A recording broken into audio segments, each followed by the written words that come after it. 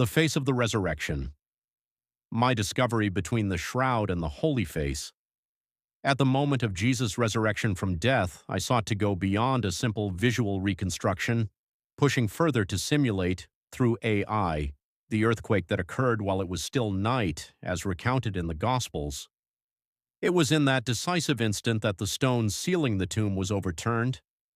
At the same time, the directional and divine light of the Father merged with the non-directional light of the Son, giving rise to an event that was not merely physical but also metaphysical, a threshold between death and life, between matter and glory. It is within this context that my research work was born, documented in the video I produced, in which I set out to explore the profound connection between the two most iconic images of Christianity, the shroud face rendered in 3D and the Holy Face of Manoppello. Through the superimposition of these two effigies, which I consider absolutely complementary, there emerge not only the tangible marks of the Passion, but above all the miraculous passage into life. My investigation begins with a meticulous technical analysis.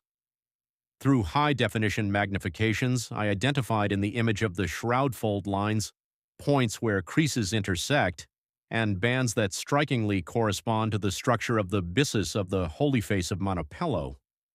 Added to this is an even more significant discovery.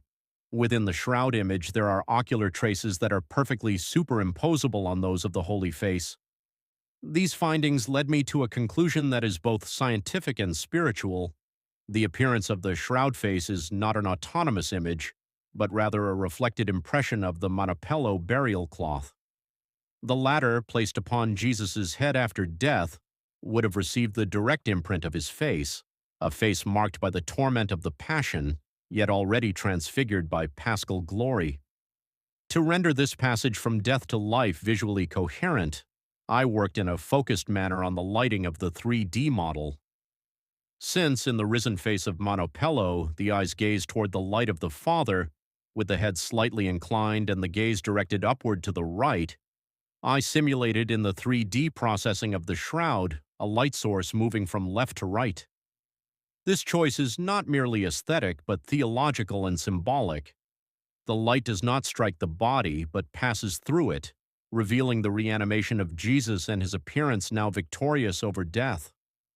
In the video, the two fused images cease to be simple historical relics or separate objects of devotion. Instead, they become a single visual narrative of the resurrection, the face of Christ at the precise instant when the earth trembles, the tomb opens, and eternal light breaks into human history.